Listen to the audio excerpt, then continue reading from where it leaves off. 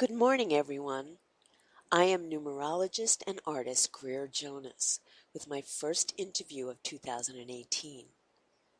It is a very auspicious year as the numbers add up to an 11, which is the master number of divine inspiration. Today is January 22nd, and it is my great honor to introduce my guest speaker, spiritual astrologer, Samyama Flowering Tree. Welcome, Samyama. Hello. Thank you, Greer. How do you do? It's a pleasure to speak with you today, the 22nd. It's always a pleasure to talk to you, Samyama. So 2018, I'm already feeling the difference. It just feels so different. Is there something about the energy that is affecting ourselves and the world that has changed from an astrological perspective? Well, yes.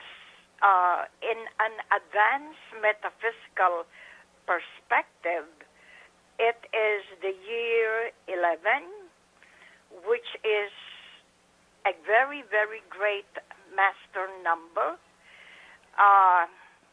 It has got something to do with the axiom as above, so below as above, with spirit having descended into matter last year, 2017, and is now choosing to start ascending slowly and surely, taking everyone on Earth and the Milky Way with it and the galaxy. And so that is a master number. It is the year of the Matriarch, the High Priestess, and the year of a meditative lifestyle, which is the mantra Soham. In English, it is translated as that thou art that. It's like telling you, you are God. And so it is very, very significant that this is happening. You know, that's very interesting about that because as a numerologist, I really appreciate the 11. You know, you had 2 plus 1 plus 8 equals 11, and in numerology, the 11 is the master number of inspiration and leadership. So that kind of falls in with what you're saying. Yeah. This is the emergence of woman power, the power of being a woman. The power not only of having love in the air, but the power of sublime love in the air. Because this time, this year, 2018, the love of the matriarch for the one is apparent, obvious, and is her goal. Wow. That's really interesting. Yes. Okay. So basically, spiritually, that is what is happening. The emergence of women, not only in this country, but in this whole galaxy, is going to be apparent. And a lot of women will wake up as if in a dream state while they were creating the world into being. They will feel like how the lioness felt when the lioness declared the lion king of the jungle. And this is the same thing that is going to happen to women. They will emerge and will declare the one as the emperor of all. It is also 2018 that we will see the first level of the axiom as above, so below as above. The below as being love is in the air. In the higher octave, it will be sublime love is in the air. We're growing. We're really growing spiritually. As to show you in the next 4 months,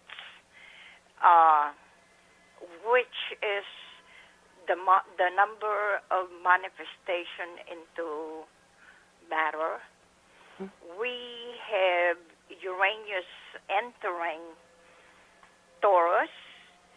It is a shift in the consciousness of human beings for the next 7 years, and it is highly remarkable because that love, that sublime love which is in the air, is going to descend into matter and into the consciousness of every human being, all creatures great and small.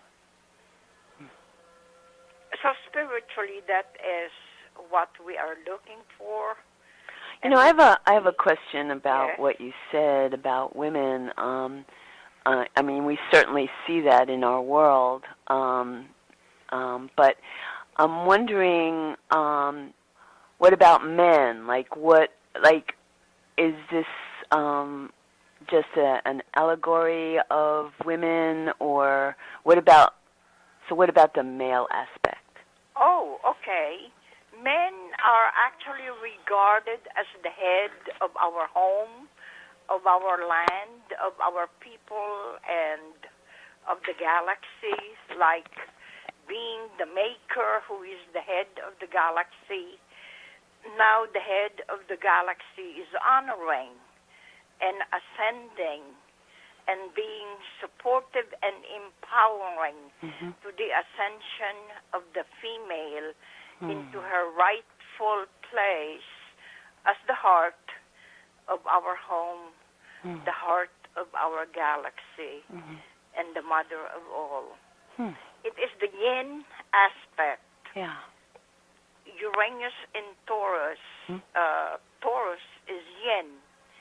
And here, not only the fact that women are tender-hearted and more affectionate in the way we handle things, loving, nurturing, nourishing, it is equally true that it is the women who this next 7 years will be receptive to love and will be receptive to a relationship that is romantic, even in the guru-disciple relationship.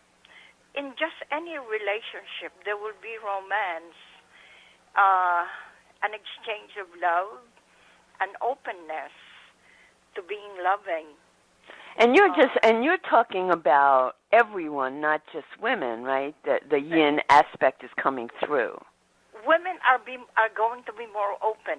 Okay. To take the first step. I see. In other words, I'm talking about women being assertive, a little bit more assertive than usual, as far as taking the first step to initiate a loving relationship. It doesn't have to be a sexual relationship. Right. I understand. But it will be a romantic relationship because women are awakening the goddess within. Yeah. It is 7 years that Aphrodite, the goddess of love, blesses the galaxy with sublime love.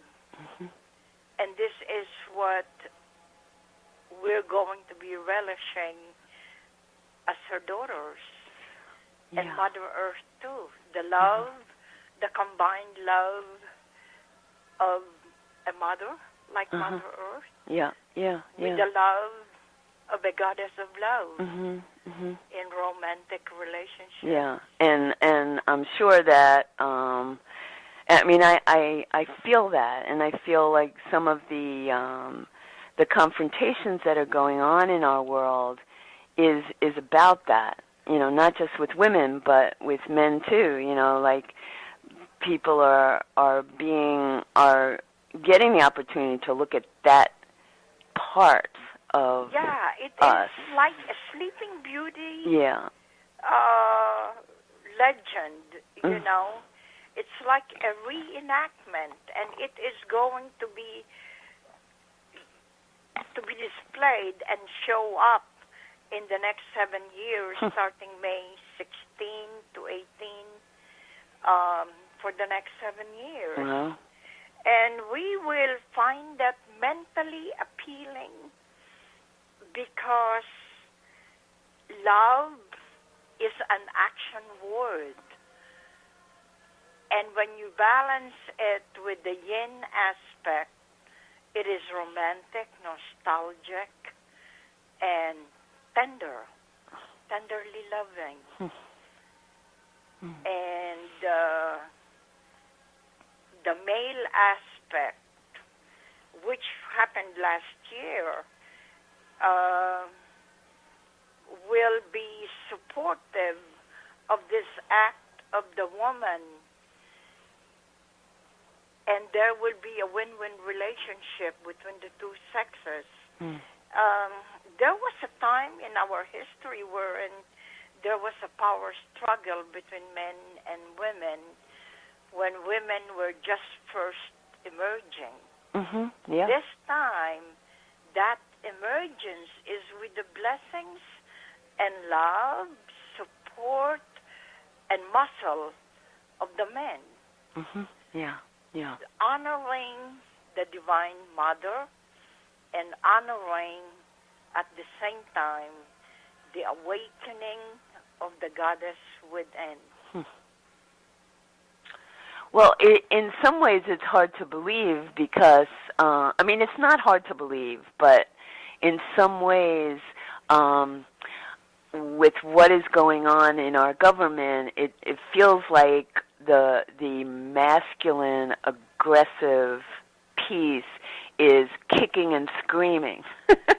You know? Yeah, he may not like it, you know, in the same sense that when little boys are growing up, they have a very special relationship with their dad, like when they go fishing or whatever.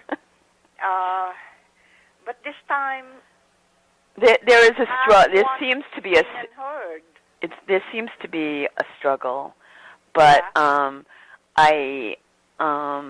you know, just the very fact that there is such a struggle is showing what you're saying, because it you know, the other side is coming through so strongly. Yeah. And it is the love of a woman,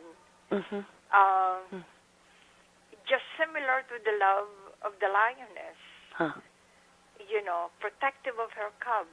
Yeah. And we are all the children of the Divine Mother.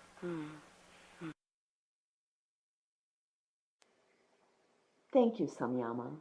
This seems to be a perfect pause to part 1 of our interview. In part 2, we will talk about the 7-year transit of Uranus in Taurus. Until then, may you find the divinity in everything.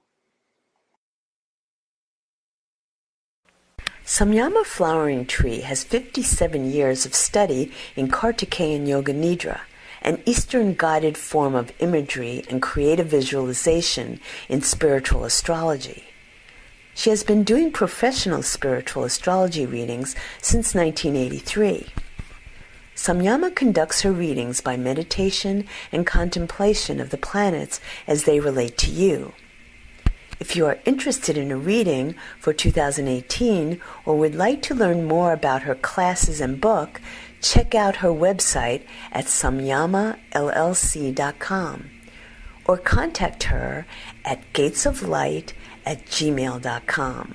That's gatesoflight@gmail.com. Many blessings to you all.